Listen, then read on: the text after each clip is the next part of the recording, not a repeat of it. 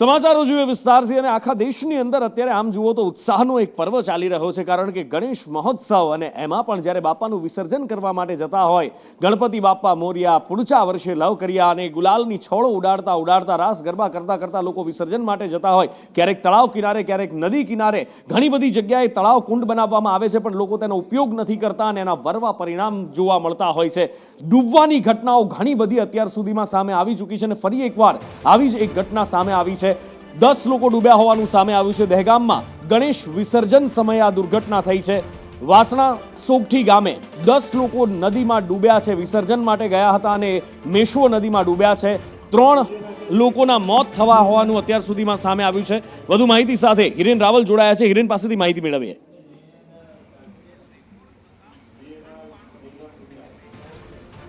ગાંધીનગરના દહેગામ પાસે વાસણા સોગઠી ગામ આવેલું છે અને આજે ગણપતિ વિસર્જન દરમિયાન આ ઘટના બની છે। 9 થી 10 લોકો મેશ્વો નદી ત્યાંથી પસાર થાય છે, ત્યાં ગણપતિની મૂર્તિ વિસર્જન માટે ગયા હતા અને આ વિસર્જન દરમિયાન આ ઘટના બની છે। 3 લોકોના મૃતદેહ છે તે બહાર કાઢવામાં આવ્યા છે। અન્ય લોકોના તપાસ અને શોધખોળ અત્યારે ચાલુ છે। ગાંધીનગર અને દહેગામ ફાયર બ્રિગેડની જે ટીમો છે આના માટે કામે લાગી છે। અત્યારે દહેગામ ફાયર બ્રિગેડની ટીમ ત્યાં કામ કરી રહી છે। જરૂર પડે ગાંધીનગરથી પણ વધારાની ટીમ બોલાવવામાં આવશે। મહત્વનું છે કે સરકારે આ પ્રકારે નદી અને તળાવોની અંદર સીધી રીતે ગણેશ વિસર્જનની સંપૂર્ણ રીતે મનાઈ ફરમાવી છે, છતાં પણ બેદરકારી રીતે આ લોકો છે આ પ્રકારે નદીની અંદર જતા હોય છે। 2 દિવસ પહેલાં પાટણમાં પણ આ જ પ્રકારે દુર્ઘટના બની હતી। આજે ફરીથી ગાંધીનગરના દહેગામમાં આ પ્રકારના દ્રશ્યો જોવા મળી રહ્યા છે। 9 થી 10 લોકો આ પાણીની અંદર ડૂબ્યા છે, જેમાંથી 3 લોકોની ડેડ બોડી છે તે બહાર કાઢવામાં આવી છે। અન્ય લોકોની શોધખોળ અત્યારે હાલ ચાલુ છે। હિરેન, એક વાત અહીંયા એ પણ ધ્યાન ખેંચે છે કે સરકારે મનાઈ ફરમાવી છે, પણ એમ છતાં લોકો જાય છે નદીમાં, દુર્ઘટના થાય છે। હિરેન, સવાલ એ પૂછવો છે કે દુર્ઘટના થાય છે એની પાછળ ક્યાંક ખનન માફિયાઓ પણ તો જવાબદાર નથી, કારણ કે આડેધડ ખનન કરી નાખવામાં આવે છે અને એમાં લોકો ખૂંપીને જીવ ગુમાવે છે।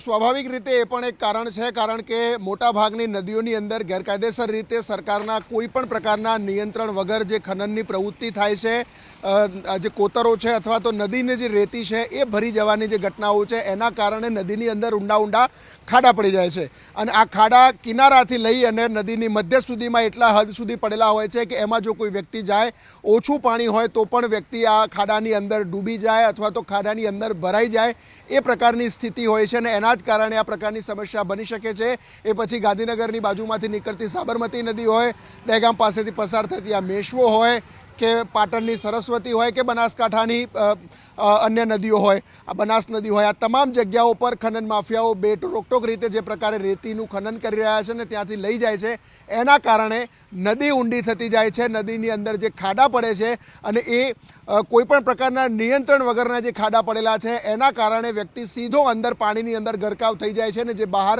નથી નીકળી શકતો, કારણ કે પાણી હોય છે, ખાડા ઊંડા હોય છે ને એના કારણે એના પગ અંદર ક્યાંક ભરાઈ જાય તો એના કારણે બહાર ન નીકળી શકે। એટલે ચોક્કસથી એ ખનન માફિયાઓ પણ આની પાછળ એક કારણભૂત છે કે જેના કારણે લોકો કિનારે હોય તો પણ પગ લપસવાના કારણે અંદર જતા રહે છે, જો કે આ કિનારા પર જવાની પણ સંપૂર્ણ પ્રતિબંધ હોય છે।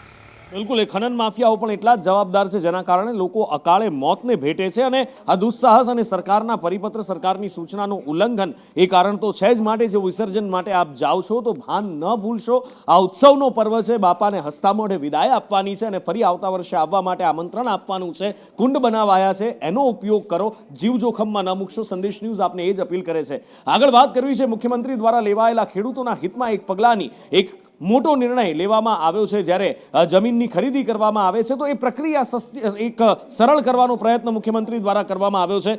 ખેડૂતો માટે જમીનની વેચાણના કિસ્સામાં આ મહત્વનો નિર્ણય લેવામાં આવ્યો છે, જેમાં નોંધ દાખલ પ્રમાણિત કરવાની પ્રક્રિયાને સરળ કરવામાં આવશે। કેવી રીતે, શું, હિરેન પાસેથી જાણીએ। હિરેન,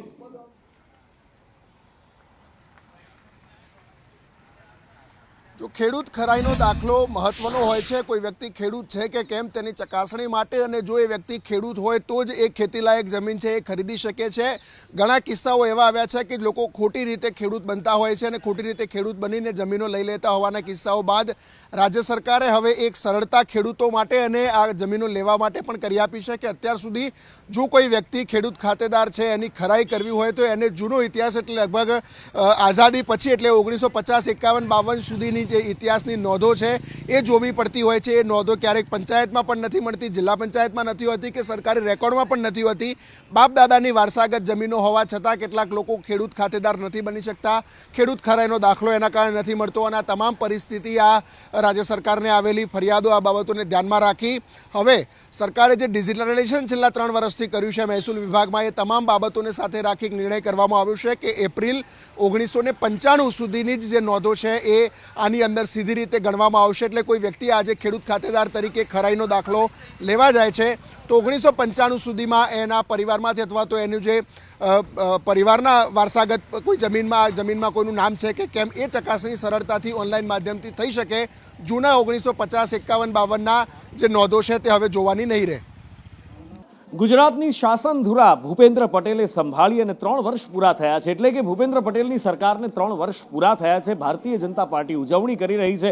ભારતીય જનતા પાર્ટી સરકારની સિદ્ધિઓ ગણાવી રહી છે અને બીજી બાજુ કોંગ્રેસ ભારતીય જનતા પાર્ટીની આ ગુજરાત સરકાર પર આકરા પ્રહાર કરી રહી છે. ઉદ્યોગપતિઓને આકર્ષવામાં અને એમાં પણ દુનિયામાં જે 500 જેટલી બેસ્ટ કંપનીઓ છે એમાંથી 100 કંપનીઓનું એક્ઝિસ્ટન્સ આજે ગુજરાતમાં છે. એટલે કે ગુજરાતને ઔદ્યોગિક પ્લેટફોર્મ તરીકે દુનિયા અને દેશ સ્વીકારી રહ્યો છે. એ વાતમાં પણ અમે આગળ વધ્યા છીએ. સાથે જે નાનો વર્ગ છે, ખેડૂત છે કે નાનો કોઈ ગરીબ વર્ગ છે, તો એના માટેની પણ અલગ વિવિધ યોજનાઓ દ્વારા એના જીવનને પુષ્ટ કરવાનું કામ એ ભૂપેન્દ્રભાઈએ કર્યું છે, આગળની સરકારોએ કર્યું હતું. પરંતુ જેમ જેમ આવકો અને કેન્દ્ર સરકારનો સપોર્ટ મળતો ગયો, નરેન્દ્રભાઈનો સપોર્ટ મળતો ગયો, એમ એ યોજનાઓને વધુ તીવ્ર ગતિએ અમે લોકો સુધી પહોંચાડી શક્યા છીએ. એક તરફ આખા ગુજરાતનો મોટા ભાગનો વિસ્તારને લોકો હેરાન પરેશાન હોય અને મુખ્યમંત્રી શ્રી પોતાના 3 વર્ષનો કાર્યકાળ પૂર્ણ થયો એની ઉજવણી કરતા હોય, હું માનું છું કે આ ઉજવણી કોઈ પણ રીતે આજની સ્થિતિએ યોગ્ય ગણી શકાય નહીં. વડાપ્રધાન નરેન્દ્ર મોદી ગુજરાત આવી રહ્યા છે અને આમ તો જુઓ તો ચૂંટણી પછી 3જી વાર વડાપ્રધાન તરીકે ચૂંટાયા પછી પહેલી વાર ગુજરાત આવી રહ્યા છે. 3 દિવસનો એમનો કાર્યક્રમ છે ને ઘણી બધી ભેટ લઈને પણ આવી રહ્યા છે. વંદે ભારત લઈને આવી રહ્યા છે ને એની સાથે સાથે અમદાવાદ અને ગાંધીનગર વચ્ચેની કનેક્ટિવિટી પણ લાવી રહ્યા છે. 16 સપ્ટેમ્બરે બપોર બાદ તેઓ અમદાવાદ એરપોર્ટ પર આવશે અને અમદાવાદ એરપોર્ટ પર આવ્યા બાદ ત્યાં 4:30 વાગે તેઓ અમદાવાદ એરપોર્ટથી વડસર જવા રવાના થશે. 15 સપ્ટેમ્બરે તેઓ અમદાવાદ આવવાના છે અને 15 સપ્ટેમ્બરે સાંજે 4:30 વાગે તેઓ વડસર જશે અને વડસરમાં એક નવા ઓપરેશન કોમ્પ્લેક્સની તેઓ મુલાકાત લેવાના છે. એરફોર્સ સ્ટેશન અહીંયા વડસરની અંદર આવેલું છે અને ત્યાં નવા ઓપરેશન કોમ્પ્લેક્સની તેઓ મુલાકાત લેવાના છે. એની સાથે સાંજે 6 વાગે તેઓ રાજભવન જવા રવાના થશે. જ્યારે પણ વડાપ્રધાન બન્યા બાદ તેઓ આવે છે રાજભવનમાં ગાંધીનગર રોકાણ કરતા હોય છે. મહાત્મા મંદિરમાં એક કાર્યક્રમ છે, ત્યાં 16મી તારીખે તેઓ હાજરી આપવાના છે અને ત્યારબાદ તેઓ એક કાર્યક્રમ અહીંયા જે રાખવામાં આવ્યો છે GMDC અમદાવાદ શહેરની અંદર, ત્યાં જવાના છે. ગ્લોબલ રિન્યુએબલ એનર્જી સમિટમાં તેઓ મહાત્મા મંદિરમાં હાજરી આપવાના છે. ત્યારબાદ વિવિધ લોકાર્પણના કાર્યક્રમો પણ થશે, જેમાં અમદાવાદ ગાંધીનગર મેટ્રો કનેક્ટિવિટી અને અમદાવાદ ભુજ વંદે ભારત ટ્રેનનો પણ સમાવેશ થાય છે.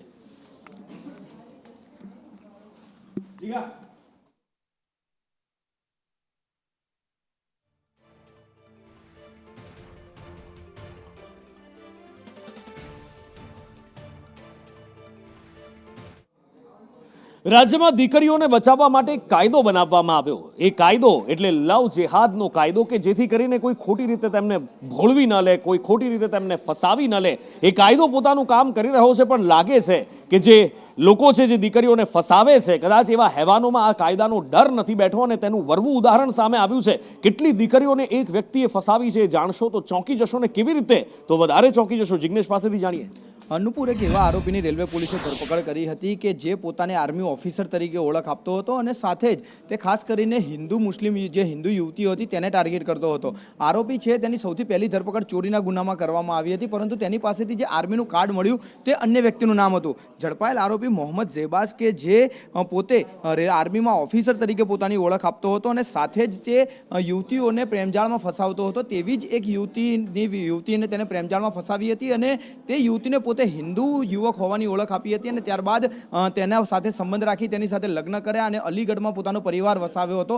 જ્યારે રેલવે પોલીસે તેની તપાસ કરી ત્યારે હકીકત સામે આવી કે તે યુવતીને લગ્ન બાદ પણ આ યુવક મુસ્લિમ છે તેની ગંધ સુદ્ધા નહોતી આવી અને ત્યારબાદ હવે અલીગઢ પોલીસ મથકમાં તેના વિરુદ્ધમાં ગુનો દાખલ કરવામાં આવ્યો છે. બીજી તરફ જ્યારે જે આ યુવક પકડાયો હતો તેની પૂછપરછ કરવામાં આવી, તેના કોલ રેકોર્ડ તપાસવામાં આવ્યા ત્યારે એકાદ બે નહીં પરંતુ 31 જેટલી યુવતીઓ તેના સંપર્કમાં હતી, તેમની સાથે તેને પ્રેમભરી મીઠી વાતો કરી હતી અને 5 જેટલી યુવતીઓ તેનાથી અન્ય ભોગ બનેલી હતી. જે 5 યુવતીઓ અત્યારે અલગ અલગ પોલીસ સ્ટેશનમાં આ યુવક વિરુદ્ધ ફરિયાદ નોંધાવી રહી છે અને રેલવે પોલીસ દાવો કરી રહી છે કે કુલ 31 જેટલી યુવતીઓ તેના સંપર્કમાં હતી અને આગામી સમયમાં હજુ વધુ ગુના દાખલ થાય તેવી પણ શક્યતાઓ છે. પરંતુ કેટલીક યુવતીઓએ પોતાના નિવેદનમાં પોતાનું નામ અને ઓળખ છતી ન થાય માટે આ આખા પ્રકરણથી પોતાનો ઢાક પીછોડો કરતી અથવા તો નાસી છૂટતી જોવા મળી છે, પરંતુ તેને લઈને પણ આગામી સમયમાં રેલવે પોલીસ વધુ કાર્યવાહી કરી શકે છે. બિલકુલ. અને આગળ વાત કરવી છે થપ્પડ કાંડની. થપ્પડ એકવાર પડી પણ એ કાંડ આખા ગુજરાતમાં વારંવાર ગુંજી રહ્યો છે અને ગઈકાલે તો એના જબરજસ્ત પ્રતિઘાત પણ જોવા મળ્યા હતા. કારણ કે 11 કોર્પોરેટર કલોલ નગરપાલિકાના અને સ્ટેન્ડિંગ કમિટીના ચેરમેને રાજીનામું આપી દીધું અને આ સિલસિલો હજી પણ અટકી નથી રહ્યો. હિરેન પાસેથી જાણીએ. હિરેન.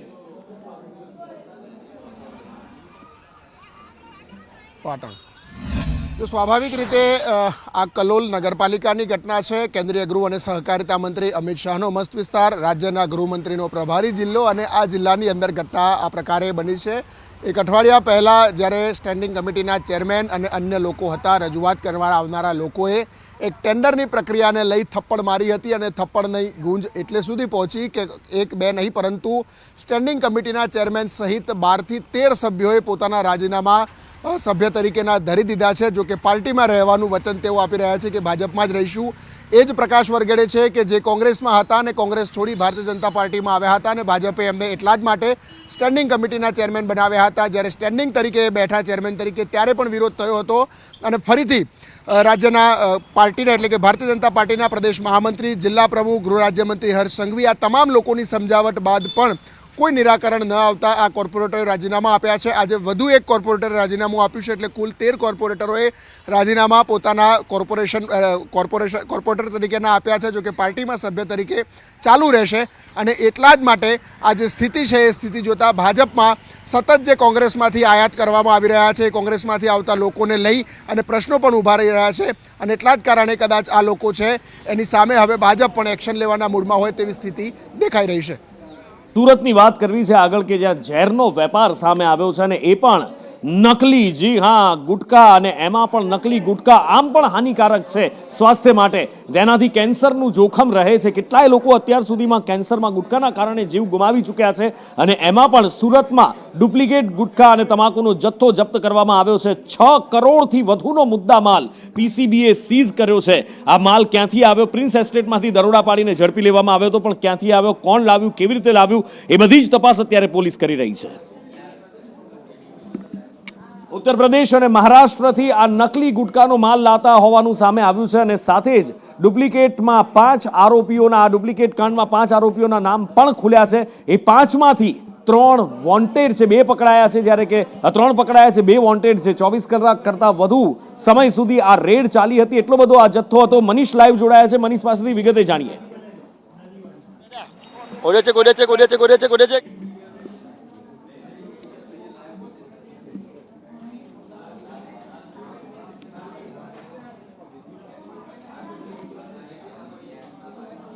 પોલીસે ફરીથી એકવાર સરથાના વિસ્તારમાં રેડ કરી છે અને રેડ દરમિયાન આ વખતે નકલી ગુટકા ઝડપાયું છે. 6 કરોડથી વધુનો મુદ્દા માલ જપ્ત કરવામાં આવ્યો છે. સમગ્ર મામલાની વાત કરીએ તો 5 લોકો આ કાંડને અંજામ આપી રહ્યા હતા. તેમાંથી 2 આરોપી ઝડપાઈ ગયા છે, તે 3ને વોન્ટેડ બતાવ્યા છે. વાત કરીએ તો સરથાણામાં અગાઉ પણ આ જ રીતના હાર્પિક અને બીજી અન્ય ચીજવસ્તુઓ પણ મળી આવી હતી. એટલે સુરત શહેરમાં જે રીતના ઘટના બનતી જાય છે, જે રીતના નકલીનું કૌભાંડ ઝડપાય છે, ત્યારે ફરીથી લોકોના ચહેરા સાથે જે કહેવાય કે આરોગ્ય સાથે ચેરા કરતા આ સરથાણા વિસ્તારમાંથી ઝડપાયા છે. એસઓજી પોલીસે દરોડા પાડ્યા હતા અને આ દરોડા દરમિયાન વાત કરીએ તો આખી રાત દરોડા ચાલ્યા હતા અને આખી રાત દરમિયાન આ તમામ હકીકત બહાર આવી છે. સમગ્ર મામલામાં અત્યારે આ આરોપીઓને જે કહેવાય કે વોન્ટેડ બતાવીને જે કહેવાય કે તેને શોધખોળ હાથ ધરી છે. આ તમામ મુદ્દા માલ છે તે મહારાષ્ટ્રથી લાવતા હતા. બીજી બાજુ વાત કરીએ તો ગુજરાત અને મહારાષ્ટ્રમાં પણ આ જે કહેવાય કે ગુટખા બેન છે, જેને લઈને જે રૂપિયા કમાવા માટે નકલી ગુટખાનો જે અડ્ડો ચાલુ કરી દીધો હતો અને નકલી ગુટખા વેચીને રૂપિયા કમાતા. જી અને આગળ વાત કરવી છે વરસાદની આગાહીની. આમ વરસાદ વિદાય લેતો હોય એવું દેખાઈ રહ્યું છે. હવામાન શાસ્ત્રી અંબાલાલ પટેલ કહી રહ્યા છે કે જતા જતા સપ્ટેમ્બરમાં મેઘરાજા બરાબરની ધબધબાટી બોલાવતા જવાના છે. પણ હવામાન વિભાગનું કહેવું છે કે હવે ભારે કે અતિ ભારે વરસાદની સંભાવના નહીવત છે. ક્યાંક છૂટો છવાયો વરસાદ વરસી શકે છે. ગઈકાલે હવામાન વિભાગે કહ્યું હતું કે 15 તારીખથી એટલે 15 સપ્ટેમ્બરથી એટલે કે 2 દિવસ પછી હવે ચોમાસું ધીમે ધીમે રાજ્યમાંથી વિદાય લેવાની શરૂઆત કરશે. आने वाले दिनों की अगर हम बात करें तो हफ्ते में अगले हफ्ते के लिए जो है गुजरात में जो है किसी भी प्रकार की हैवी रेनफॉल वार्निंग नहीं दी गई है. आगे आने वाले दिनों में जो है रेनफॉल काफ़ी घटता हुआ दिख रहा है और मोस्ट ऑफ द प्लेसेस में जो है लाइट टू मॉडरेट जो है गुजरात रीजन में रेनफॉल देखने को मिलेगा. सौराष्ट्र कच्छ में अगले 5 दिनों तक लाइट रेन कुछ जगहों पे हो सकता है. उसके बाद जो है सौराष्ट्र कच्छ में रेन और कम होने की चांसेस हैं. साथ ही अगर हम बात करें अहमदाबाद गांधीनगर के लिए जो है अगले 24 घंटों के लिए जो है लाइट रेन इन सम एरिया जो है दिया गया है. વરસાદ અત્યારે તો રોકાયો છે પણ જેવો વરસ્યો છે રાજ્યની અંદર કે સોંથ વાળી દીધો છે. 4000થી વધારે ગામડાઓની અંદર નુકસાની એવી છે કે ખેડૂતો ક્યારે બેઠા થશે, કેવી રીતે બેઠા થશે એ સૌથી મોટો સવાલ છે. અને એ બધા વચ્ચે સરકારી સહાય એક વસ્તુ છે જે એમને બેઠા કરી શકે છે.